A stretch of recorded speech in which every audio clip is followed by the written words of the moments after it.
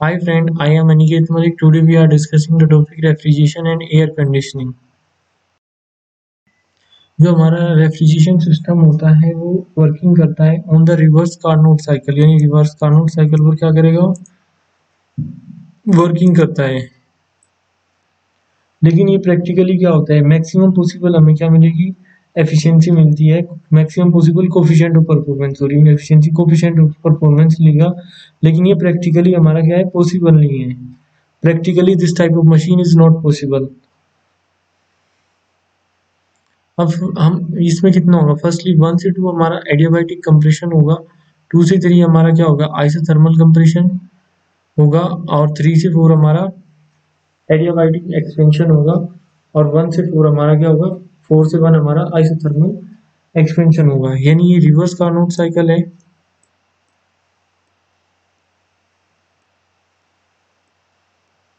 ये साइकिल हमारा क्या होगा, रिवर्स फ्लो होगा, यानी एडियाबैटिक। 1 से 2 हमारा क्या होगा, फर्स्टली हमारा क्या होगा, कंप्रेशन होगा, फिर हमारा टेम्परेचर हम क्या रखते हैं कांस्टेंट, 2 से 3 भी आइसोथर्मल कंप्रेशन होगा, 3 से 4 हमारा एडियाबैटिक एक्सपेंशन होगा, और 4 से 1 हमारा आइसोथर्मल एक्सपेंशन होता है। Working fluid with the aid of external work, the temperature of fluid rise होगा, 1 से T तक होगा isothermal, the working fluid during which heat is rejected. Isothermal compression पर क्या होगा, हमारा हीट रिजेक्टेड होगी एट कांस्टेंट हाई टेम्परेचर पर T1 पर। और adiabatic expansion of the working fluid, the temperature of working fluid क्या होगा, हमारा फॉल होगा T2 से T1 तक। अब 4 से 1 हमारा क्या होगा, isothermal expansion of air where heat is absorbed at low temperature T2 from the space being cooled. अब हमारा नेक्स्ट क्या हो गया, TS डायग्राम होगा, TS डायग्राम 1 2 3 4। ये एंट्रोपी 1 से 2 हमारी एंट्रोपी कांस्टेंट है, 2 से 3 हमारा टेम्परेचर कांस्टेंट, 3 से 4 हमारी एंट्रोपी, और 4 से 1 हमारी टेम्परेचर कांस्टेंट है। कोफिशिएंट ऑफ परफॉर्मेंस क्या होगा इसमें, हमारा सीओपी होता है रिवर्स कार्नोट साइकिल का,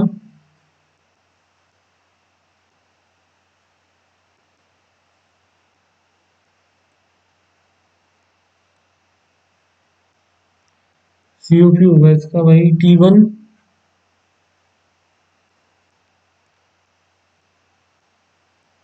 अपॉन में T2 माइनस T1।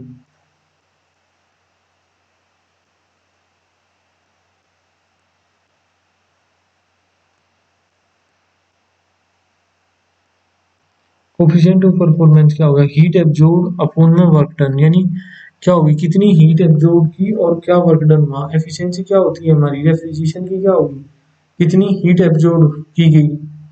जैसे T1 टेम्परेचर, ये हमारा क्या था, कोल्ड बॉडी थी, कोल्ड बॉडी से हमारी क्या होगी, कुछ हीट एब्जॉर्ब की जाएगी।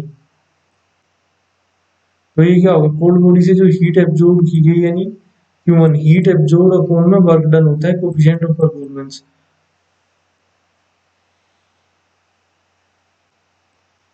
हीट एब्जॉर्ब अपॉन में वर्क डन। जो हमारा रिवर्स कार्नोट साइकिल होता है वो मेजर करने के लिए यूज किया जाता है, कंपैरिजन करने के लिए अदर साइकिल को कंपैरिजन के लिए। इस टाइप की क्या है, इस टाइप की refrigeration machine, working machine reverse Carnot के द्वारा क्या है, पॉसिबल नहीं है कि हमारी जो 100% एफिशिएंसी, यानी कांस्टेंट टेम्परेचर पर क्या हो जाए, हमारा हीट को रिजेक्टेड कर दे, ऐसा पॉसिबल, यानी 2 से 3 ये क्या कहता है, कांस्टेंट टेम्परेचर पर हीट को रिजेक्शन, और कांस्टेंट टेम्परेचर पर क्या हो जाए, हमारा कूल हो जाए। इस टाइप ऑफ क्या होना ना, पॉसिबल नहीं है, it is not possible to make an, और रिवर्स कार्नोट साइकिल यानी रेफ्रिजरेशन सिस्टम पॉसिबल नहीं है जो क्या करें, on the reverse Carnot cycle पर वर्किंग करें। Similarly it is not possible to make a refrigeration machine working on the reverse Carnot cycle, but the Carnot cycle is used ultimate standard of comparison। अब क्या होता है, जैसे ही हमारा क्या होता है, इंजन में क्या होता है, हमारा इंजन में भी कार्नोट साइकिल होता है, कार्नोट साइकिल इंजन में भी क्या होता है, कंपैरिजन के लिए यूज होता है। हीट इंजन, इस टाइप का कोई इंजन बनाना, हीट इंजन या कोई भी इंजन बनाना पॉसिबल नहीं कार्नोट साइकिल के, और रेफ्रिजरेशन में हम रिवर्स कार्नोट साइकिल यूज करते हैं। अब हम पढ़ेंगे रेफ्रिजरेशन साइकिल कितने टाइप की, वेपर कंप्रेशन रेफ्रिजरेशन साइकिल हो गया हमारा, वेपर कंप्रेशन रेफ्रिजरेशन साइकिल हो गया, और हमारा क्या हो गया, एयर रेफ्रिजरेशन साइकिल हो गया, लिथियम ब्रोमाइड रेफ्रिजरेशन साइकिल हो गया, और स्टीम जेट रेफ्रिजरेशन साइकिल होगा हमारा। अब हम फर्स्टली क्या पढ़ेंगे, ideal vapour compression refrigeration cycle होगा। ये हमारा डायग्राम है, 1 से 2 हमारा क्या लगा हुआ है, कंप्रेसर होगा। सबसे क्या होगा हमारा फूड, सबसे पहले क्या होगा हमारा, कंप्रेस होगा। 1 से 2 तक हमारा क्या होगा, कंप्रेस होगा। अब 2 से 3 हमारा क्या होगा, हमारा लिक्विड को क्या करा जाएगा, कूल किया जाएगा, यानी कंडेंस किया जाएगा, कन्वर्ट क्या करा जाएगा लिक्विड फॉर्म में। और जब वो क्या हो जाएगा, एक्सपेंशन वाल्व में जाएगा, तो कंप्लीटली क्या हो जाएगा हमारा, कूल डाउन हो जाएगा। और हीट क्या करेगा, जैसे हम कंडेंस करेंगे वो क्या करेगा, हीट रिजेक्टेड क्या करेगा, एटमोस्फेयर में हीट को क्या कर देगा, कंडेंसर क्या करता है, एटमोस्फेयर में हीट को रिजेक्टेड कर देगा। उसके बाद वो कूल डाउन होके क्या जाएगा, 3 टेम्परेचर, वो एक्सपेंशन वाल्व में जाएगा, यहाँ पे और ज्यादा एक्सपेंड होगा, और उसके बाद वो क्या हो जाएगा हमारा, और कूल हो जाएगा। उसके बाद वो इवेपोरेटर में जाएगा, और जब वो जाता है उसमें क्या होता है, कूल होता है, और जो हमारा रेफ्रिजरेटर है उसका टेम्परेचर ज्यादा होगा। अब क्या होगा, फ्लो होने लगेगा हॉट कोल्ड बॉडी की ओर, रेफ्रिजरेंट से क्या होगा, हमारा कोल्ड बॉडी की ओर हीट फ्लो होने लगेगी, और इवेपोरेटर क्या करेगा, उस हीट को एब्जॉर्ब कर लेगा, और उसके बाद फिर हमारा क्या होगा, कंप्रेसर में चला जाएगा, इवेपोरेट हो जाएगा हमारा रेफ्रिजरेंट। हीट एब्जॉर्ब करने के बाद, इवेपोरेट होने के बाद हमारा फिर कंप्रेसर में सेम यही प्रोसेस रहेगा।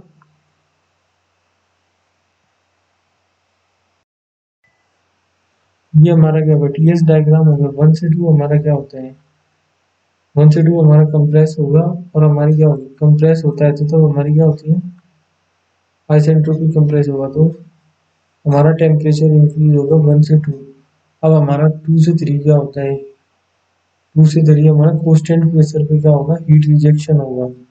2 से 3 प्रोसेस में हमारा कांस्टेंट प्रेशर पे हमारा हीट रिजेक्शन हुआ। 3 से 4 हमारा थ्रोटलिंग वाल्व बोलते हैं, यानी सैचुरेटेड क्या होगा यहाँ पे, लिक्विड होगा। एक्सपेंशन वाल्व या इरिवर्सिबल वाल्व बोलेंगे 3 से हमारा 4। और 4 से 1 हमारा क्या होगा, कांस्टेंट प्रेशर पर हीट एब्जॉर्ब होती है इवेपोरेटर पर, यानी कांस्टेंट प्रेशर पर हीट रिजेक्शन होता है रेफ्रिजरेशन में। जो वेपर एब्जॉर्प्शन और कांस्टेंट प्रेशर पर ही क्या होगा हमारा, हीट रिजेक्शन होगा। ये हमारा वेपर कंप्रेशन रेफ्रिजरेशन साइकिल का एचएस डायग्राम है। ऊपर हमने बताया था टीएस डायग्राम, ये हमारा टीएस डायग्राम था, और ये हमारा क्या हो गया, पीएच डायग्राम है। बस 1 से 2 हमारा कंप्रेशन होगा, 2 से 3 हमारा कंडेंसेशन होगा, और 3 से 4 हमारा क्या होगा, एक्सपेंशन होगा, और 4 से 1 हमारा क्या होगा, इवेपोरेशन होगा। ये हमारा डायग्राम है। अब रेफ्रिजरेशन इफेक्ट फाइंड आउट करते हैं। सिमिलरली ये 1 से 2 हो गया, हमारा रेफ्रिजरेशन इफेक्ट कितना होगा, यहाँ पे होगा हमारा 4 से 1 तक हमारा क्या होगा, रेफ्रिजरेशन इफेक्ट होगा। 4 से 1 हमारा क्या होगा, रेफ्रिजरेशन इफेक्ट होगा, H1 - H4 होगा। अब हमारा क्या होगा, 2 से 1 हमारा कंप्रेसर वर्क कहाँ होगा हमारा, 1 से 2, तो H2 - H1, यानी रेफ्रिजरेशन इफेक्ट H1 - H4 होगा। और ये हमारा क्या होगा, H2 - H1 कंप्रेसर वर्क हमारा H2 - H1। और हीट रिजेक्शन क्या होती है हमारे, 2 से 3 हमारी हीट रिजेक्शन होगी, तो 2 से 3 हमारा H2 - H3 होगा। Coefficient of performance, refrigeration effect कहाँ पे होगा हमारा, इस पोर्शन पे होगा, तो और वर्क इनपुट कितना दिया, H2 - H1। ये हमारा क्या होता है, vapour absorption cycle, vapour absorption cycle का कोफिशिएंट ऑफ परफॉर्मेंस है। अब इफेक्ट ऑफ साइकिल पैरामीटर, क्या क्या इफेक्ट पड़ते हैं, अब स्टडी करेंगे। ये पीएच डायग्राम बता दिया, और मैंने टीएस दोनों डायग्राम बता दिए। Vapour absorption, vapour absorption refrigeration cycle के। अब व्हेन इवेपोरेटर प्रेशर डिक्रीज, तब हमारा क्या इफेक्ट होगा। फर्स्टली जब मैंने इवेपोरेटर प्रेशर को डिक्रीज कर दिया, मान के चलो मेरा इवेपोरेटर प्रेशर यहाँ था, पीएच डायग्राम ये है हमारा। अब मैंने उस इवेपोरेटर को डिक्रीज कर दिया, तो क्या बढ़ा, मेरा कंप्रेसर वर्क बढ़ जाएगा। नॉर्मल सी बात है, पहले कंप्रेसर पर इतना करना पड़ रहा था, अब हमारा 1 से 2 डैश यानी हमारा कंप्रेशर वर्क बढ़ जाएगा।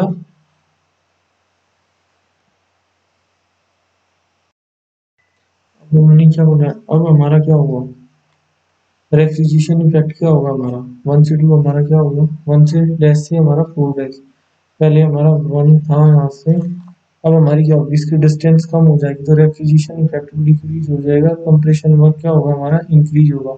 तो कोफिशिएंट परफॉर्मेंस क्या होगी, ऑलवेज इंक्रीज होगी अगर हम एवरेटर प्रेशर को डिक्रीज करते हैं। अब हम क्या करेंगे, कंडेंसर प्रेशर को, तब हमारा क्या होगा, कंडेंसर प्रेशर हम क्या करेंगे, इंक्रीज कर दिया। अब हमने क्या किया, कंडेंसर प्रेशर हमारा,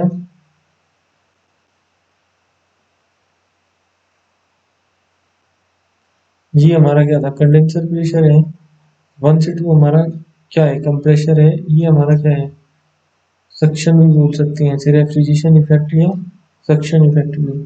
यहाँ से क्या करें, हीट को एक्सट्रैक्ट करता है। 1 से 2 हमारा कंप्रेशर वर्क हो गया। अब हमारा यहाँ से यहाँ तक था, अब मैंने क्या किया, कौन सा इफेक्ट बढ़ा दिया, कंडेंसेशन प्रेशर बढ़ा दिया। पहले मेरा प्रेशर कंडेंसेशन कंडेंसर प्रेशर यहाँ पे था, अब मैंने कंडेंसर प्रेशर क्या कर दिया, 2 डैश, यानी ये वाला प्रेशर मैंने क्या कर दिया, इंक्रीज कर दिया। तब क्या इफेक्ट होगा, अब जैसे होगा वर्क डन तो बढ़ेगा ही बढ़ेगा, वर्क डन वो कंप्रेशर वर्क हमारा क्या होगा, इंक्रीज होगा ही होगा, लेकिन जब से ही मेरा क्या होगा, रेफ्रिजरेशन इफेक्ट हमारा डिक्रीज हो जाएगा, तो सीओपी भी हमारी क्या हो जाएगी, डिक्रीज हो जाएगी। अब नेक्स्ट है इफेक्ट ऑफ सब कूलिंग।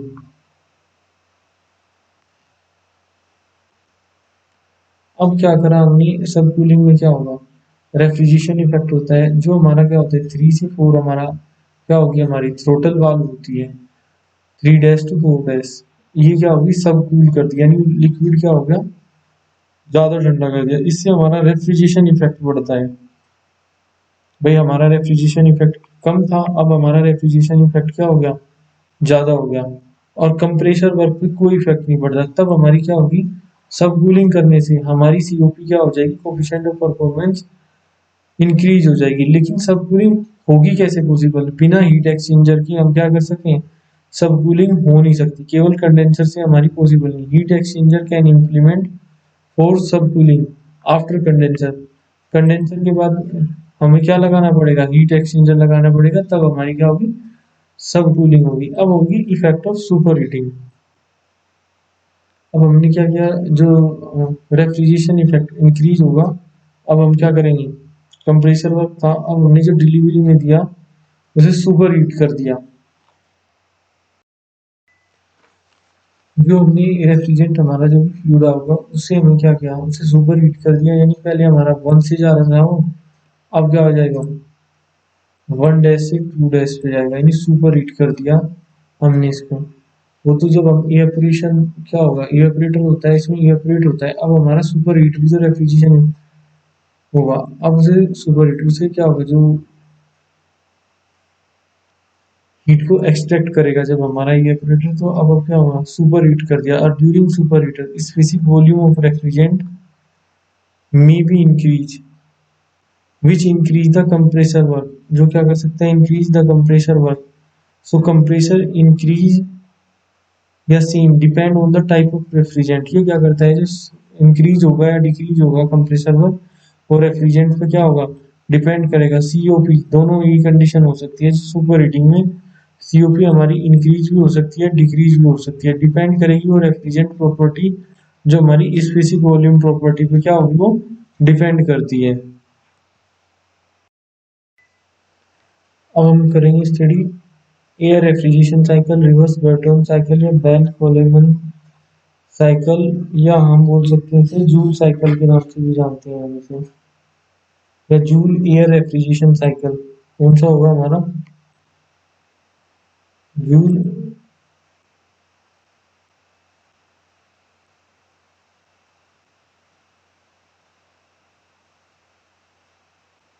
ये हमारा जूल एयर रेफ्रिजरेशन साइकिल होगा। ये मॉडिफिकेशन क्या है, कार्नोट साइकिल की मॉडिफिकेशन है। कार्नोट साइकिल में तो 4 प्रोसेस ऑफ द साइकिल, इसमें भी 4 प्रोसेस होते हैं। अब वर्किंग कैसे होगी, ये हमारा क्या होगा, ये हमारी क्या होती है, टरबाइन होती है। लो प्रेशर होती है, हीट एक्सचेंजर में हमारा हाई प्रेशर होता है, ये हमारा क्या होगा, कंप्रेशर होगा। और ये हमारा हीट एक्सचेंजर होता है कोल्ड रीजन में। ये हमारा क्या है, ये हमारा कंप्रेशर है, ये हमारा हीट एक्सचेंजर है। यानी ये हाई टेम्परेचर होगा, लो प्रेशर पे एंटर होगी। कंप्रेशर के अंदर क्या होगा हमारा, जब हमारी इवेपोरेट होने के बाद हमारा हाई टेम्परेचर और लो प्रेशर पे जब हमारा एंटर होता है कंप्रेशर के अंदर,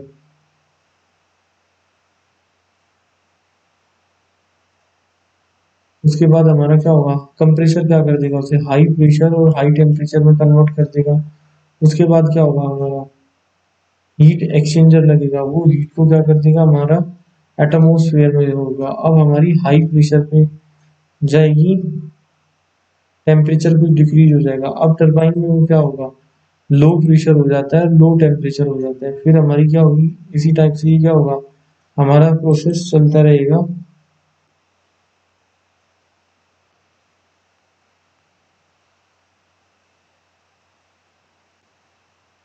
अब हमारा बेल कोलिमर और रिवर्स वर्टून साइकिल का डायग्राम, टीएस डायग्राम क्या होगा, वन से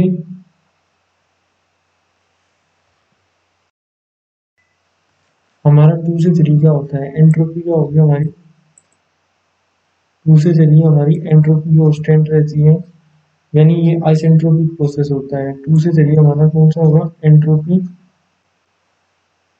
एंट्रोपी क्या होगी इसमें, कांस्टेंट होगी।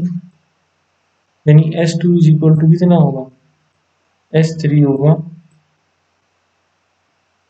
उसी सिमिलर फाइव और वन पे क्या होगी हमारी एस, ये भी एंट्रोपी। थ्री से फाइव हमारा क्या होता है, ये हमें दिख रहा है, थ्री से फाइव प्रेशर हमारा क्या होगा, कांस्टेंट रहेगा। कांस्टेंट, इसमें कांस्टेंट रहेगा, यानी थ्री से फाइव हमारी क्या होगी, कूलिंग होगी। थ्री से फाइव हमारी क्या होगी, कूलिंग होगी। यानी हीट का क्या होगा इसमें, रिजेक्शन होगा। फाइव से वन हमने बता दिया, इसमें एंट्रोपी कांस्टेंट रहेगी, यानी एक्सपेंशन प्रोसेस रहेगा। ये हमारा क्या होगा, फाइव से वन एक्सपेंशन प्रोसेस होगा। अब इसकी होगी हीट, इसके अंदर क्या होगी, एंटर होगी। यानी इवेपोरेटर क्या करेगा, हमारा हीट को एब्जॉर्ब करेगा। यानी वन से टू हमारा क्या होगा, एक्सपेंशन प्रोसेस होगा। जो कोल्ड एयर पास होगी हमारी एक्सपेंडर में पास होगी,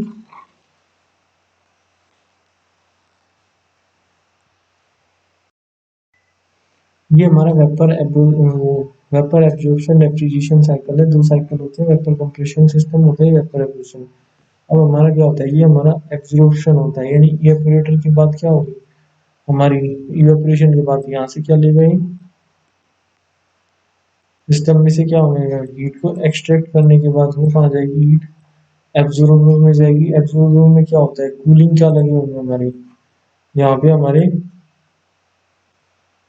कूलिंग वाटर करने के लिए लगा होता है। और इवेपोरेटर्स के बाद हमारी क्या होगी, लो प्रेशर अमोनिया होती है।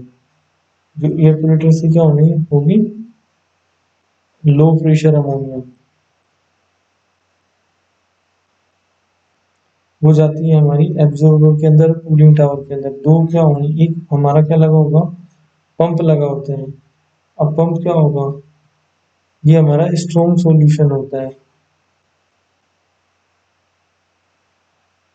पंप के बाद ये हमारा एक स्ट्रॉन्ग सॉल्यूशन फ्लो होगा, कहीं के अंदर जाएगा, हीट एक्सचेंजर के अंदर जाएगा।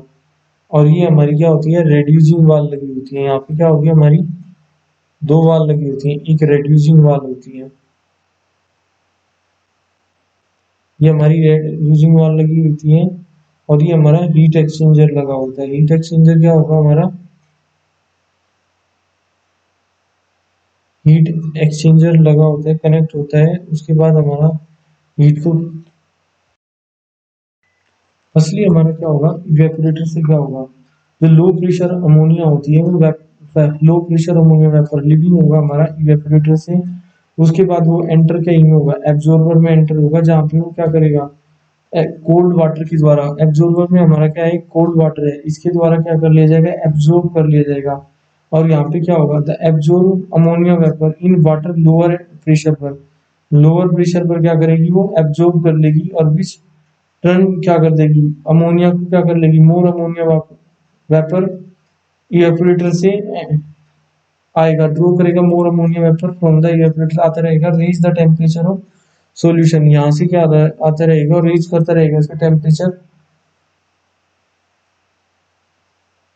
Raise the temperature of solution. Cooling arrangement क्या होता है, इंप्लॉयड एब्जॉर्बर में यहाँ पे क्या होता है, कूलिंग टावर लगे होते हैं, कूलिंग अरेंजमेंट इंप्लॉयड होता है एब्जॉर्बर में, जो रिमूव करता है हीट ऑफ सॉल्यूशन और देयर, जो हीट आई सॉल्यूशन इवेपोरेटर से क्या आई, लो प्रेशर अमोनिया हीट लेके आई, और वो क्या करेगा, कूलिंग अरेंजमेंट क्या करेगा, हीट को रिमूव करता रहेगा। इससे क्या होगी, इंक्रीज होगी absorption capacity of water, water क्या होता है, लो प्रेशर अमोनिया होगी, वाटर में एब्जॉर्ब कर लेता है, और कूलिंग अरेंजमेंट क्या होगा, उससे कैपेसिटी क्या होगी, इंक्रीज होती रहेगी वाटर की हीट एब्जॉर्ब करने की कैपेसिटी। दस द स्ट्रॉन्ग सॉल्यूशन, अब क्या होगा, जो हमारा स्ट्रॉन्ग सॉल्यूशन होगा एब्जॉर्ब फ्रॉम एब्जॉर्बर में, और विच इज पंप के द्वारा, अब जो स्ट्रॉन्ग सॉल्यूशन होगा पंप के द्वारा हमारा हीट एक्सचेंजर में जाएगा,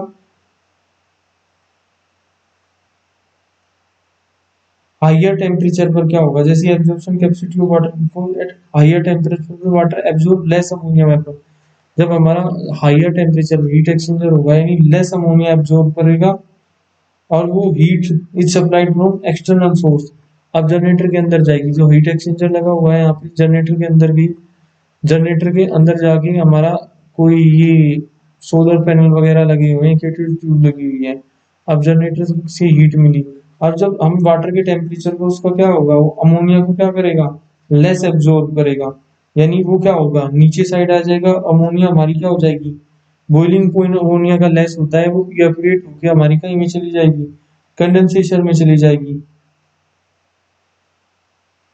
और जो वीक सॉल्यूशन होता है, जो हमारा वीक सॉल्यूशन कौन सा होगा वाटर का, वो रेड्यूसिंग वाल के थ्रू हमारा क्या आ जाएगा, एब्जॉर्बर में आ जाएगा, और हाई प्रेशर जो अमोनिया वेपर है वो जनरेटर से फिर कहीं में चलेगा, कंडेंसर में चले जाएगा, और वो क्या हो जाएगा, हमारा लिक्विड अमोनिया बनाएगा, और ये लिक्विड अमोनिया फिर क्या होगी हमारी थ्रोटल वाल से क्या होती है, पास होती है एक्सपेंशन, थ्रोटल वाल या एक्सपेंशन वाल में बोल सकते हैं,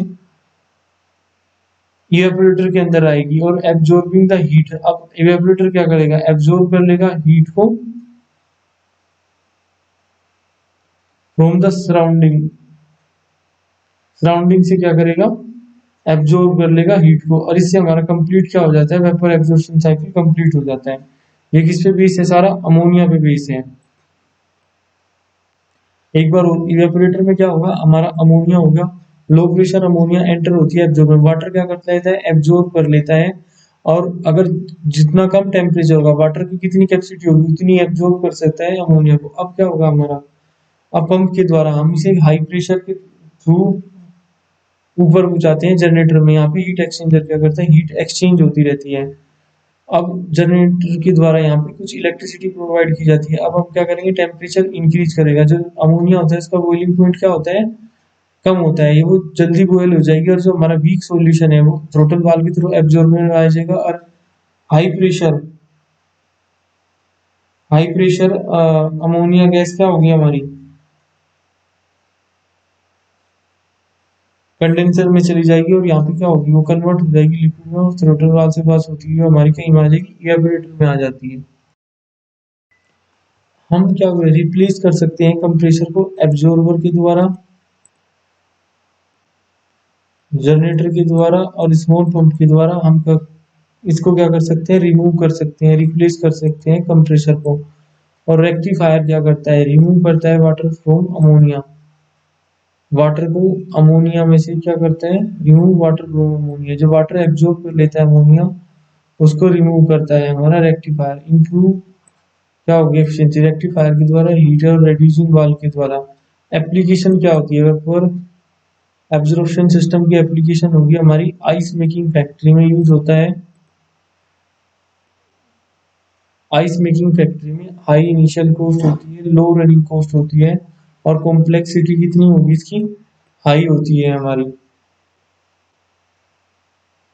अब क्या होता है, जो डिफरेंस क्या होगा वेपर एब्जॉर्प्शन सिस्टम पर जो हमारा क्या होगा, दो सिस्टम हो गए, वेपर एब्जॉर्प्शन सिस्टम हो गया और दूसरा क्या हो गया, वेपर कंप्रेशन सिस्टम। दो कंप्रेशन पढ़ ली, कंप्रेशन सिस्टम। जो हमारा क्या होगा, जो वेपर एब्जॉर्प्शन सिस्टम होता है, इसमें क्या होती है, जो हम मेनली क्या होती है, हीट एनर्जी क्या होती है, लो ग्रेड एनर्जी यूज करते हैं हम इसमें। इसमें हम क्या यूज करेंगे, लो ग्रेड एनर्जी। और जबकि क्या यूज करते हैं, जो वेपर कंप्रेशन सिस्टम होता है, इसमें हाई ग्रेड एनर्जी यूज की जाती है। एनर्जी सप्लाई क्या होती है, वेपर एब्जॉर्प्शन सिस्टम में क्या होती है, एनर्जी सप्लाई हाई होती है। इसमें क्या होती है, लो एनर्जी सप्लाई होती है हमारी वेपर कंप्रेशन में। इसमें क्या होता है, वियर और टियर। एब्जॉर्प्शन में क्या होगा हमारा, लेस होता है, इसमें हमारा मोर होता है। इफेक्ट ऑफ लोड क्या होता है, सिस्टम नॉट अफेक्टेड। जो वेपर एब्जॉर्प्शन सिस्टम होता है, ये क्या होगा हमारा, सिस्टम नॉट अफेक्टेड। हमारा सिस्टम अफेक्टेड नहीं होता। इसमें क्या होगा, हमारा सिस्टम अफेक्टेड होता है।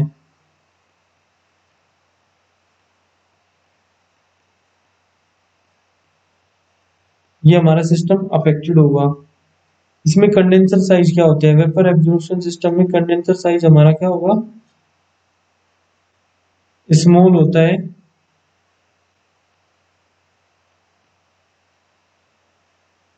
इसमें कंडेंसर साइज क्या होगा हमारा, लार्ज होता है। जो वेपर कंप्रेशन साइकिल होगा, इसमें कंडेंसर साइज होता है। इसमें क्या होता है, वेपर एब्जॉर्प्शन सिस्टम में कोई no chance of leakage, leakage के कोई चांस नहीं होते। इसमें क्या होंगे, मोर चांस रहते हैं लीकेज के। मेंटेनेंस क्या होती है हमारी वेपर एब्जॉर्प्शन सिस्टम में, लो होती है। मेंटेनेंस क्या होगी हमारी, लो होगी। इसमें हाई होगी हमारी मेंटेनेंस। ये क्या होता है, मोर बल्कि फॉर स्मॉल यूनिट। छोटी यूनिट के लिए जो हमारा वेपर एब्जॉर्प्शन सिस्टम होता है, वो मोर बल्कि होता है। और वेपर कंप्रेशन सिस्टम हमारा क्या होगा, लेस बल्कि होता है छोटी यूनिट के लिए। और जो चार्जिंग ऑफ रेफ्रिजरेंट, इसमें क्या होता है, डिफिकल्ट होता है। जो हमारा वेपर एब्जॉर्प्शन सिस्टम होता है, charging of refrigerant is difficult. और vapour compression system, charging of refrigerant is simple. जो vapour compress absorption system, cost of large tonnage system less costly होता है। और vapour compression system, cost of large tonnage system is much more costly.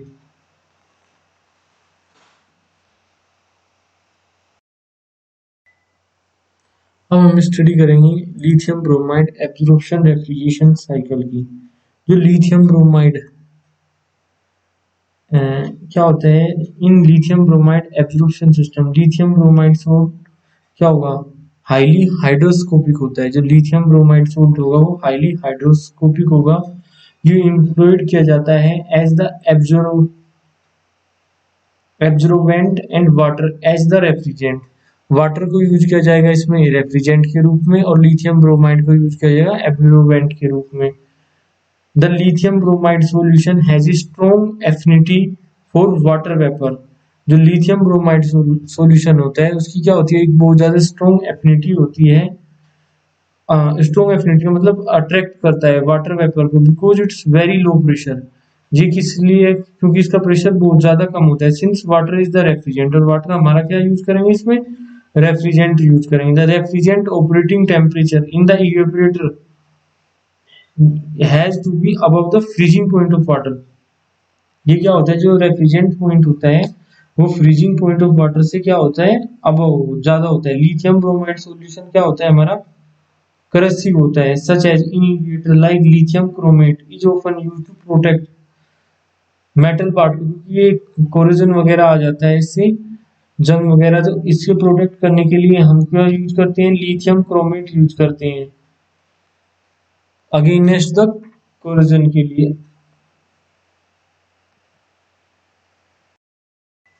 ये हमारा क्या हो गया, दो हो गई। एक तो हमारा क्या होगा, इसमें इवेपोरेटर हो गया, ये हमारा फर्स्ट वाला लो प्रेशर चैम्बर हो गया।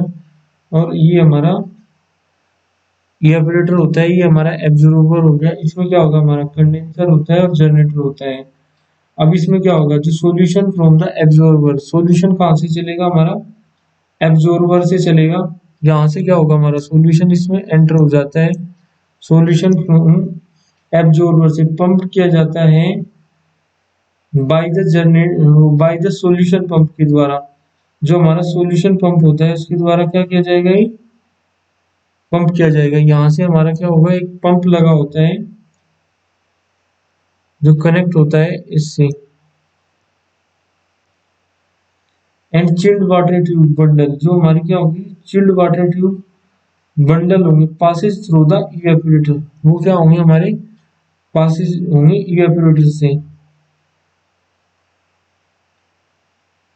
यहाँ पे कहीं इवेपोरेटर के अंदर क्या लगी होंगी, चिल्ड वाटर ट्यूब लगी होंगी इस टाइप से। और ये जो चिल्ड वाटर ट्यूब है बंडल पासिस थ्रू द हमारे इवेपोरेटर से पास होंगी और carrying the water to be cooled. और ये क्या करेंगे, वाटर को यहाँ पे क्या लगे होगा, इस टाइप से ये बंडल होंगे। और ये क्या होगा, चिल्ड वाटर हमारा क्या होगा, यहाँ से एंटर होगा किसी के थ्रू और ये हमारा एंटर होगा। यहाँ पे हमारा क्या लगा रहेगा, एक पाइप लगा रहेगा, वो कंडेंसर तक जाएगा। इसमें क्या लगा होता है, जो एब्जॉर्बर होता है कंडेंसर होता है, दो सेक्शन होते हैं इनका, दोनों का क्या होता है लगभग क्या होता है, ये लो प्रेशर होता है, वो क्या होगा हाई प्रेशर होगा। दोनों का ऑपरेटिंग सिस्टम क्या होगा, सेम होता है हमारा इवेपोरेटर और एब्जॉर्बर का भी और कंडेंसर और जनरेटर का भी। जो एब्जॉर्बर होगा हमारा और कंडेंसर होगा, इसमें क्या होगा वाटर ट्यूब बंडल होते हैं, मतलब बहुत सारे वाटर ट्यूब हमारे क्या होंगे, कूलिंग वाटर होगा और चिल्ड वाटर दोनों टाइप के बंडल होंगे हैं इसमें। और उनमें क्या होता है कूलिंग टावर होते हैं, जो इसमें क्या होगा वाटर सर्कुलेटेड होता रहता है। अब हमारा क्या होगा कंडेंसर और जनरेटर के अंदर क्या होंगे हमारे यही सेल, इसमें भी क्या होंगे बहुत सारे हमारे इस टाइप से ट्यूब बंडल होंगे और इसमें भी कूलिंग के लिए लगा होता है।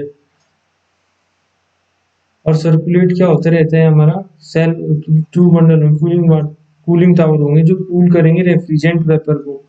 जो हमारा क्या होगा रेफ्रिजरेंट वेपर कौन सा था, हमारा वाटर था, उसको क्या करेंगे ये कूल करेंगे इस नोजल के थ्रू।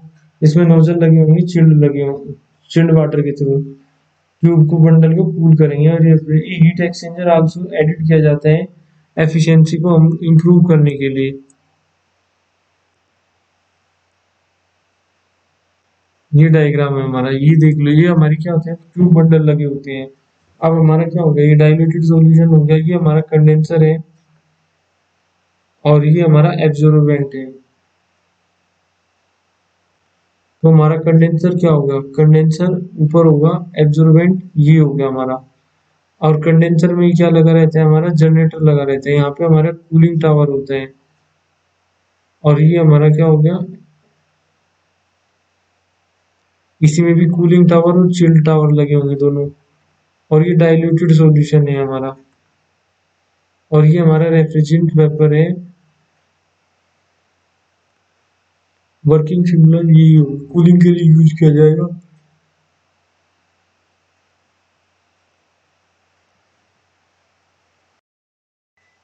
अब हम पढ़ेंगे lithium bromide and ammonia, difference between. जो हमारा वेपर एब्जॉर्प्शन साइकिल होगा lithium bromide vapour absorption cycle और ammonia ammonia water sorry ammonia water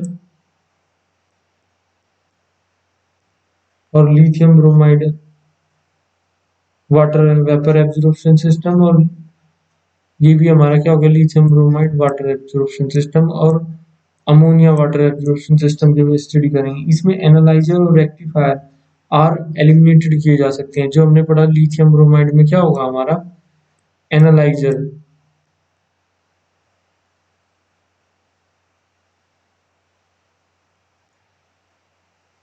और दूसरा हमारा क्या है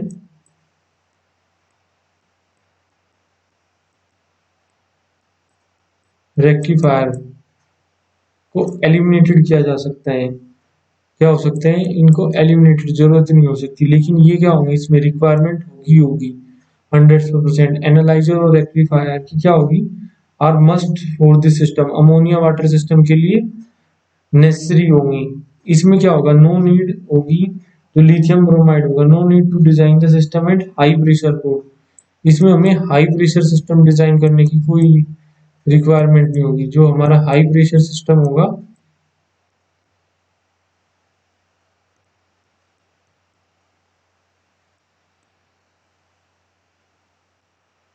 डिजाइन करने की क्या होगी, no,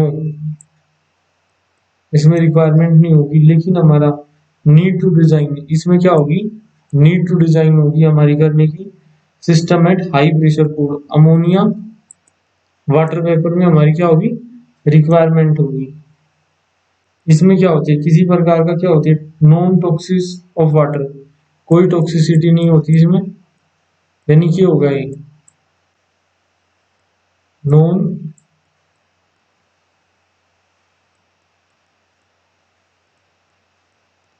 non toxicity of water.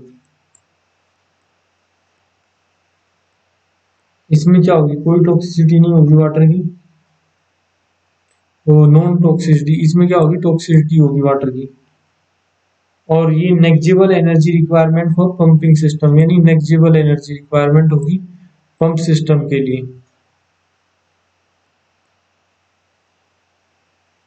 इसमें क्या होगी, मोर एनर्जी रिक्वायरमेंट होगी, जो अमोनिया वाटर होगा। मेंटेनेंस कॉस्ट क्या होती है हमारी, इसमें नेग्जिबल होगी,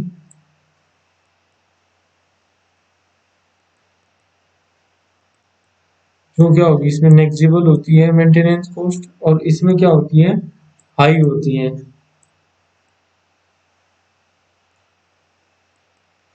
जो हमारी क्या होगी, लीकेज क्या होती है, लिथियम ब्रोमाइड में लीकेज को हम क्या कर सकते हैं, एलिमिनेटेड कर सकते हैं। जो हमारी लीकेज है उसको एलिमिनेटेड कर सकते हैं। इसमें क्या होगी, लीकेज प्रॉब्लम होती है, इसमें लीकेज समस्या आती है हमारी ammonia water vapour absorption system में, एब्जॉर्प्शन सिस्टम में। अब हमारे क्या होगी, रेफ्रिजरेंट दो टाइप के होते हैं हमारे। अब हम स्टडी करेंगे रेफ्रिजरेंट। रेफ्रिजरेंट क्या होता है, refrigerant is defined as any substance that absorb heat through expansion या vaporisation and loses it through condensation in a refrigeration system. मतलब क्या करना, हीट को, कोई भी सब्सटेंस जो हीट को एब्जॉर्ब करे एक्सपेंशन या वेपोराइजेशन के थ्रू और लॉस कर दे कंडेंसेशन को के थ्रू, उसे हम क्या बोलते हैं, रेफ्रिजरेशन बोलते हैं। रेफ्रिजरेशन कितने टाइप के होते हैं, दो टाइप के रेफ्रिजरेंट होते हैं रेफ्रिजरेशन के अंदर। एक होता है प्राइमरी रेफ्रिजरेशन और दूसरा क्या होता है, secondary refrigeration. Directly take part in refrigeration system, do not क्या होता है, take part in refrigeration system directly, it is done by using some secondary refrigeration के द्वारा। अब क्या होता है, जो डायरेक्टली कूल करते हैं, प्राइमरी रेफ्रिजरेशन सिस्टम का मतलब हो गया कि those refrigerants which directly take part in the refrigeration system and cool the substance by the absorption of latent heat. मतलब डायरेक्टली क्या करते, कूल कर दे, डायरेक्टली पार्ट ले किसी भी रेफ्रिजरेशन सिस्टम में और कूल कर दे लेटेंट हीट के द्वारा। एग्जांपल देखते हैं हम इसके, प्राइमरी रेफ्रिजरेंट की एग्जांपल हमारी होगी, अमोनिया होगी, ammonia CO2, SO2 primary refrigerant है हमारा। मेथिल क्लोराइड, फ्यूरोन, ये फ्यूरोन गैस हमारी कहीं में यूज की जाती है, रेफ्रिजरेंट कहीं में यूज किया जाता है, रेफ्रिजरेंट डोमेस्टिक रेफ्रिजरेंट में यूज की जाती है फ्यूरोन। और एक थी हमारी मेथिल क्लोराइड।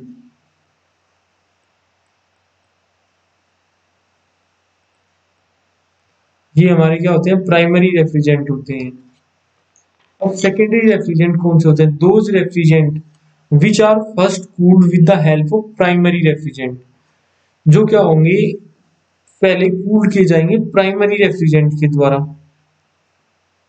और then employed for cooling purpose, और उनके बाद क्या होगा, उन्हें कूलिंग पर्पज के लिए यूज किया जाएगा, उसे बोलते हैं secondary refrigerant. Those refrigerant cool substance by absorption of their sensible heat. जैसे वाटर है, वाटर क्या होता है हमारा, सेकेंडरी रेफ्रिजरेंट होगा, क्योंकि ये अमोनिया को वाटर, जैसे lithium bromide water absorption system पढ़ा हमने अभी और दूसरा पड़ा अमोनिया वाटर एब्जॉर्प्शन सिस्टम। इसमें क्या होता है कि हमारा वाटर एब्जॉर्बेंट होता है, यानी ये क्या हमारा सेकेंडरी रेफ्रिजरेंट सिस्टम है।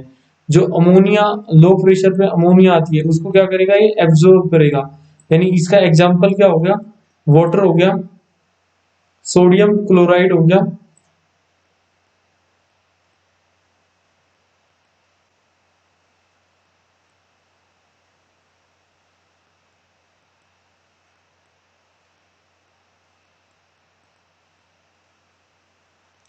सोडियम क्लोराइड हमारा ब्राइन हो गया,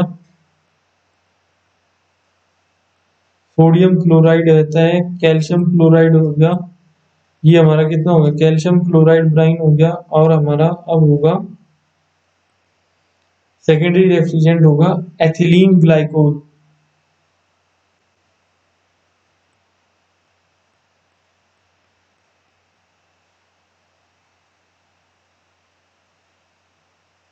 ये हमारा एथिलीन ग्लाइकोल हो गया और प्रोपिलीन ग्लाइकोल।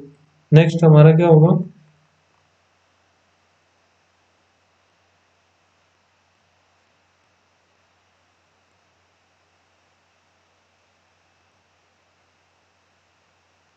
ये हमारा प्रोपिलीन ग्लाइकोल होगा।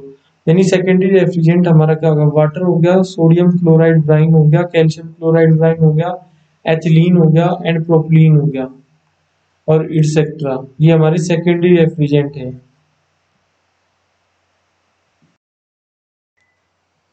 अब हमारी जो रेफ्रिजरेंट होंगी हेलो कार्बन, ये भी हमारा क्या है, प्राइमरी रेफ्रिजरेंट है। हेलो कार्बन कंपाउंड भी हमारी प्राइमरी रेफ्रिजरेंट होंगी। हमारी एजियोट्रोप्स भी हमारे क्या होंगी, प्राइमरी रेफ्रिजरेंट होते हैं। इनऑर्गेनिक भी हमारे कंपाउंड क्या होंगे, प्राइमरी रेफ्रिजरेंट होंगी। और ये हमारे क्या होंगे, अनसैचुरेटेड हाइड्रोकार्बन भी हमारे क्या होंगे, यानी halocarbon compound, hydrocarbon, in organic compound और अनसैचुरेटेड ऑर्गेनिक कंपाउंड, ये भी हमारे सारे के सारे क्या होंगे, प्राइमरी रेफ्रिजरेंट होते हैं। अब हम स्टडी करते हैं हेलो कार्बन कंपाउंड। फर्स्टली हम स्टडी करेंगे हेलो कार्बन कंपाउंड।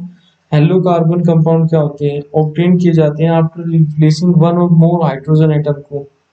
जैसे हाइड्रोकार्बन मीथेन हो गया, इथेन या one more three halogen, chlorine fluorine.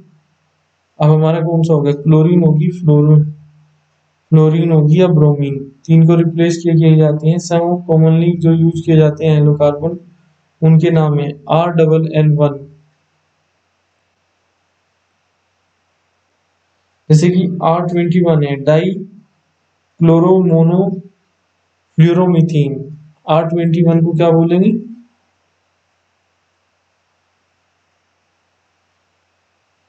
Sorry ये डाई बोला जाता है, ट्राई नहीं बोला जाता, डाई क्लोरोमोनो फ्लोरोमीथेन। R-21 को क्या बोलते हैं हम, डाई बोलते हैं, ट्राई नहीं, सॉरी, डाई क्लोरो, ये स्पेलिंग गलत है, क्लोरो,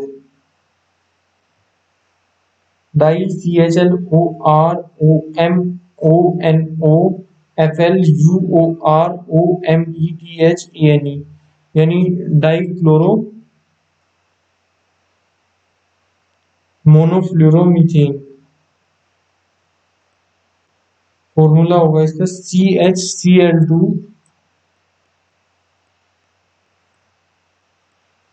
इंटू F।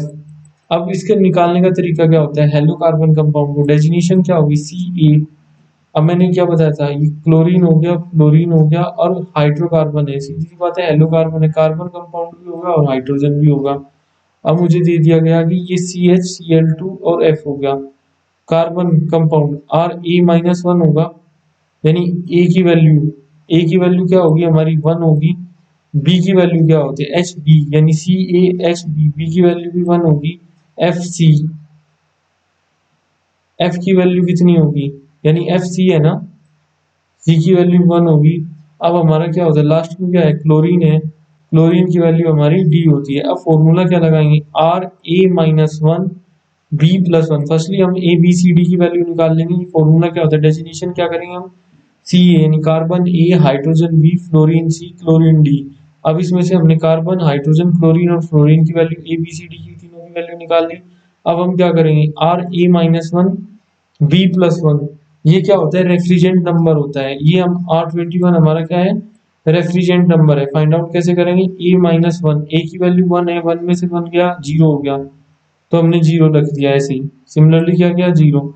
अब B की वैल्यू 1 है, 1 और 1 2 हो गया, और ये हमारा लास्ट में क्या है, C है।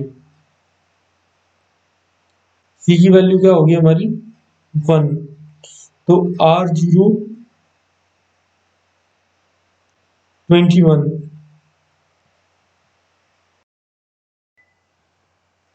अब हमारा हेलो कार्बन कंपाउंड हो गया। इस फॉर्मूले से हम क्या कर सकते हैं, फाइंड आउट कर सकते हैं। अब हमारा डाइक्लोरोफ्लोरोमीथेन हो गया।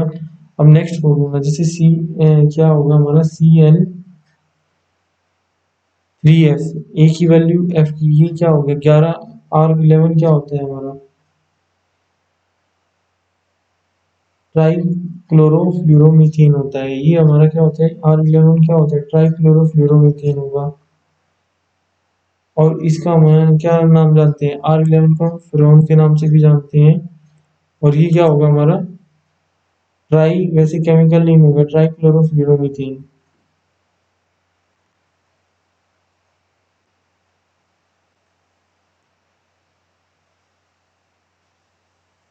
अब नेक्स्ट हम हाइड्रोकार्बन के बारे में पढ़ेंगे। इसमें क्या होता है, अगर हमारा क्या होगा B+C+D इज इक्वल टू क्या होगा हमारा 2A+2। अब हम नेक्स्ट करेंगे हाइड्रोकार्बन के बारे में। हाइड्रोकार्बन में क्या होता है, सेम फॉर्मूला होगा हमारा CH4 कितना हो गया हमारा CH2HBFC, और क्लोरीन, ये कार्बन हाइड्रोजन फ्लोरीन क्लोरीन, ए की वैल्यू हमारी 1 होगी, बी की वैल्यू 4, सी की, यानी Ra-1 B+1, यानी A1-1 हो गया 0 हो गया, और 4 हो गया मेरा B+1, सी की वैल्यू 0, R50 हो गया। अब हमारा C2H6, यानी ए की वैल्यू कितनी होगी हमारी, ए की वैल्यू हमारी 2 होगी, और बी की वैल्यू कितनी होगी हमारी 6 होगी, यानी बी की वैल्यू हमारी क्या होगी 6 होगी, सी की वैल्यू हमारी 0 होगी। तो फॉर्मूला लगाएंगे, आर कितना हो गया, ए की वैल्यू 2 होगी, 2 में से 1 गया 1 बचा, और 6 और 1 कितना हो गया 7 हो गया। फाइनली ये कितना हो गया, इथेन हमारा हाइड्रोकार्बन क्या होगा हमारा इथेन C2H6, ये वाला आ जाएगा R170। तो ये हमारा क्या होगा, केमिकल फॉर्मूला ये होगा। सिमिलरली हम ऐसे ही फाइंड आउट कर सकते हैं। इसमें क्या आता है, इथेन आती है, प्रोपेन ब्यूटेन आइसोटेन। हाइड्रोकार्बन में क्या होगा हमारे ethane propane butane isobutane trichloroethane dichloroethane और एथिलीन और प्रोपिलीन, ये सारे के सारे क्या आते हैं हमारे हाइड्रोकार्बन में आते हैं। अब हम क्या पढ़ेंगे, इनऑर्गेनिक कंपाउंड। जो इनऑर्गेनिक कंपाउंड होते हैं हमारे, वो कौन सी सीरीज में आते हैं, हमारी 700 सीरीज में आते हैं। जितने भी हमारे इनऑर्गेनिक कंपाउंड है वो 700 सीरीज में आते हैं। और एक बनाए कैसे जाते हैं 700, और plus mass number. Inorganic compound कितने होंगे, R700 सीरीज के होंगे। मास नंबर कितना होगा, हाइड्रोजन का मास कितना हो गया 3, अमोनिया का कितना हो गया 14, 14 और 3 कितने हो गए 17, यानी 700 प्लस 17 R17, यानी क्या हो गया हमारा, हाँ रेफ्रिजरेंट नंबर कितना हो गया इसका R717 हो गया। उसी प्रकार वाटर का, जो मैंने बताया था कॉमनली यूज किए जाते हैं, जरूरी नहीं कि ये प्राइमरी, वाटर हमारा क्या है सेकेंडरी रेफ्रिजरेंट बताया था मैंने। और मैंने जब फर्स्टली बताया था कि रेफ्रिजरेंट कितने, hello carbon, hydrocarbon, inorganic compound, unsaturated compound और एज़ोट्रोप, ये सारे के सारे प्राइमरी, कॉमनली प्राइमरी रेफ्रिजरेंट होते हैं। लेकिन इनऑर्गेनिक कंपाउंड में ये क्या है हमारा, वाटर हमारा सेकेंडरी रेफ्रिजरेंट है, तो कॉमनली यूज किए जाते हैं। यानी 100% श्योरिटी नहीं दी जाती कि ये हमारे होंगे ही होंगे। इनऑर्गेनिक रेफ्रिजरेंट हमारा क्या होगा,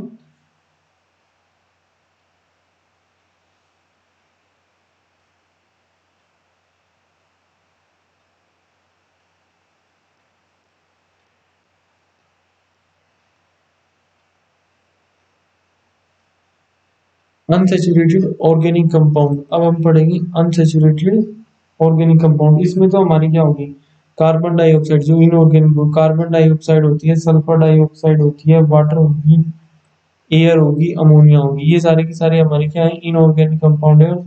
R700 सीरीज में आएंगे सारे के सारे।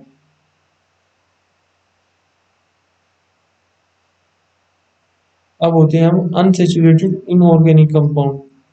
इसका फॉर्मूला क्या होगा, इसमें एथिलीन होते हैं, अनसेचुरेटेड इनऑर्गेनिक कंपाउंड, ये एथिलीन होगी हमारी।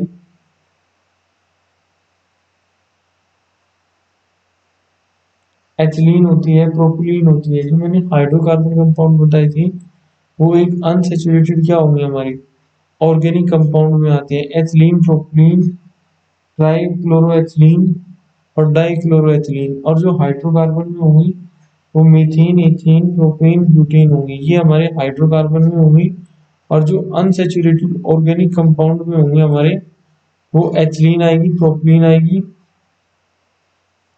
डिवीजन किया हुआ है उसी अकॉर्डिंग क्या निकलेगा उनका केमिकल फॉर्मूला निकलेगा, मीथेन, एथेन, ब्यूटेन। इसमें हमारा एथिलीन, प्रोपिलीन होगी, ट्राइक्लोरोएथिलीन होगी या डाइक्लोरोएथिलीन होती है। अब हम कैसे, इसका फॉर्मूला क्या होगा, R1 A-1 B+1 C, ये तो हमने पढ़ाई था, इसमें सिर्फ इतना ऐड हो गया, ये हो गया। अब हमें से निकालने का क्या होगा, ए कितना हो गया हमारा 2 हो गया, बी सिमिलर हम 4 हो गया, यानी सी 0 हो गया, डी हो गया। तो अब हम क्या करेंगे, R1 R1 क्या करेंगे, 2 - 1। अब ए मुझे पता चला 2, 2 - 1 1 हो गया, ये 11 हो गया। अब 4 था, 4 + 1 5, यानी R1115 हमारा किसका आ गया, एथिलीन का आ गया हमारा रेफ्रिजरेंट नंबर। अब दूसरा तरीका है कि अगर मुझे दे दिया गया है ये R1115, मैंने फॉर्मूला बताया था B+C ऊपर,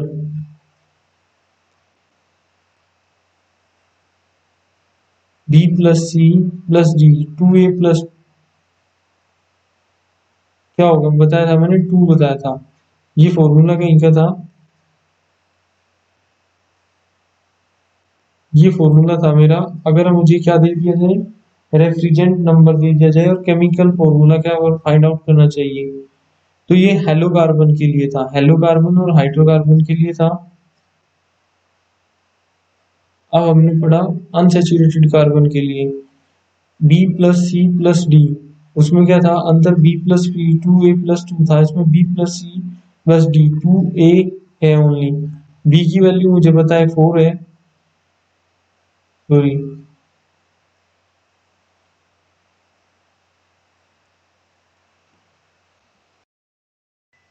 अब हमने फर्स्टली फाइंड आउट किया R1, फॉर्मूला रखा है ऐसे ही, R1 A-1 यानी 1 है, A-1 की वैल्यू 1 होगी, तो A की वैल्यू कितनी हो जाएगी हमारी 2 हो जाएगी। फिर हमने B+1 रखा, B1 कितनी होगी 5 होगी, तो ये क्या होगी 4 हो जाएगी। और C की वैल्यू हमारी क्या होगी 0 होगी। तो हमें A की वैल्यू पता चल गई, B की वैल्यू पता चल गई, C की वैल्यू पता चल गई, और D की वैल्यू क्या होगी हमारी 0 होगी। तो हम केमिकल फॉर्मूला कैसे फाइंड आउट कर सकते हैं, अब हम इसमें क्या रखा,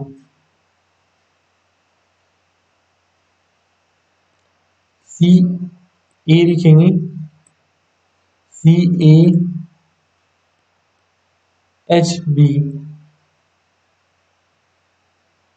CaHB, उसके बाद आता है फ्लोरीन, उसके बाद आता है हमारा क्लोरीन, यानी C और D। अब मेरे पास कितना आया, A की वैल्यू कितनी है मेरी 1 है, तो यहाँ पे 1 पुट कर दिया, यानी H की वैल्यू कितनी है, B है ना, कार्बन की वैल्यू मेरे पास है H4, यानी CH4, ए की वैल्यू सॉरी यानी C2H4। इससे हमने क्या निकाल लिया, फाइंड कर लिया, रेफ्रिजरेंट नंबर से केमिकल फॉर्मूला फाइंड आउट कर लिया। अब हमारे क्या होंगे एजियोट्रोप्स आएंगे, एजियोट्रोप्स रेफ्रिजरेंट क्या होते हैं? टर्म एजियोट्रोप्स रेफर की जाती है to a stable mixture of refrigerant whose vapour and liquid phase retain identical composition over a wide range of temperature. अब हमारे ये कौन सी सीरीज में होंगे? 500 सीरीज में होते हैं जितने भी अब एजियोट्रोप्स होंगे वो सारे के सारे R500 सीरीज में होंगे। इसमें से जैसे कि R500 में 73.88% क्या होगा हमारा जो रेफ्रिजरेंट नंबर R12 के साथ होगा 26.2% एंड क्या होगा 26.2% R152 होगा। यानी केमिकल फॉर्मूला क्या होगा हमारा CCl F2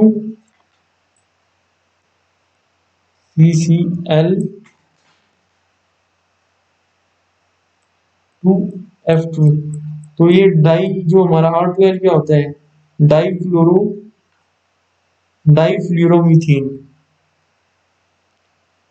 ये 12% क्या होगा हमारा डाईफ्लोरोमीथेन यानी CCl2F2 एंड 152 सिमिलरली 152 होगा जो हमारा रेफ्रिजरेंट नंबर है। अब हम डिजायरेबल प्रॉपर्टी पढ़ेंगे आइडियल रेफ्रिजरेंट्स की। क्या होती है? हमारा बॉइलिंग पॉइंट क्या होना चाहिए? लो, जिससे इजीली क्या हो जाए हमारा रेफ्रिजरेंट वेपोराइज हो जाए और हाईली हीट को क्या कर सके? एब्जॉर्ब कर सके। लो फ्रीजिंग पॉइंट यानी फ्रीजिंग पॉइंट उसका क्या होना चाहिए? बहुत कम होना चाहिए। Should be lower than least temperature of cycle. जो साइकिल में क्या होना चाहिए उससे कम होना चाहिए। जल्दी क्या हो जाए फ्रीजिंग पॉइंट भी उसका कम होना चाहिए। High latent heat of vaporisation मतलब जो हीट को क्या करे? बहुत जल्दी एब्जॉर्ब करे यानी high latent heat of vaporisation होना चाहिए। स्पेसिफिक वॉल्यूम क्या होना चाहिए? उसका लो होना चाहिए। स्पेसिफिक हीट भी उसकी क्या होनी चाहिए? कम होनी चाहिए। कंडक्टिविटी क्या होनी चाहिए? थर्मल कंडक्टिविटी हाई होनी चाहिए। विस्कोसिटी कम होगी। विस्कोसिटी कम होगी तो आसानी से फ्लो हो जाएगा हमारे पाइप्स के अंदर। हाई इलेक्ट्रिकल इंसुलेशन होना चाहिए। कोई भी इलेक्ट्रिकली कंडक्टिविटी नहीं होनी चाहिए उसके अंदर। अगर इलेक्ट्रिकल कंडक्टिविटी होती है तो बहुत सारे बिहेवियर क्या हो सकते हैं उसके अंदर आ सकते हैं। इलेक्ट्रिकल हैजार्ड्स का खतरा आता है। हाई सैचुरेशन टेम्परेचर होना चाहिए। टॉक्सिस होना चाहिए। नॉन टॉक्सिस नॉन फ्लेमेबल होना चाहिए। नॉन उसमें से नॉन ऑर्डर या लीकेज डिटेक्शन प्रॉपर्टी होनी चाहिए।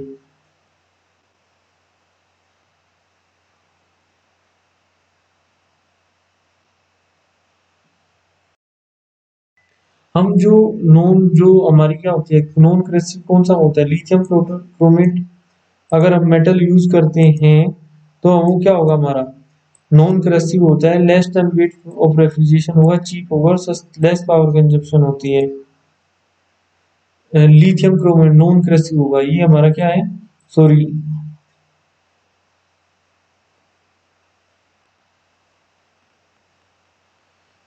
नॉन क्रेसिव हमारा कौन सा होगा? लिथियम क्रोमेट मेटल हमारा नॉन क्रेसिव होता है। जो हमारा क्या होना चाहिए? रेफ्रिजरेंट लेस टन वेट पर ऑफ रेफ्रिजरेंट होना चाहिए। सस्ता भी होना चाहिए और लेस पावर कंजप्शन हो जिससे हमारी पावर भी कम लगे। जैसे एयर है हो गया। आर कितना हो गया? ये मेरा क्या बता रहा है? 729 होता है। ये हमारा इनऑर्गेनिक रेफ्रिजरेंट है और 700 सीरीज का है। अमोनिया कितना है? 771 है। अमोनिया क्या होता है? 700 प्लस एटॉमिक मास ये निकालते हैं हम। लो कोफिशिएंट ऑफ परफॉर्मेंस होगी एयर की। लो सीओपी यानी 1.6 होगा। लो कॉस्ट होगी। 80 डिग्री से 15 सेल्सियस होगा। और एयरक्राफ्ट वगैरह में क्या यूज किया जाता है? एयर यूज की जाती है एज ए रेफ्रिजरेंट के यूज में। 80 से -15 डिग्री सेल्सियस तक टेम्परेचर मेंटेन कर सकते हैं हम इससे। अमोनिया क्या होता है? लो कॉस्ट होगा। हाईली टॉक्सिक होगा। फ्लेमल होगा। एक्सीलेंट होती है पर थर्मल प्रॉपर्टी। लेस वेट होगा पर टन रेफ्रिजरेंट। अमोनिया क्या होते हैं? Non ferrous metal in pressure in water मतलब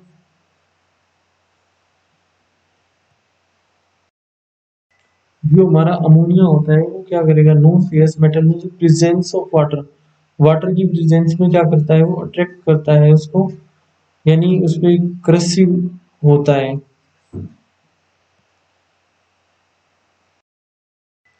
तो thank you so much For watching my video, please like and subscribe my channel.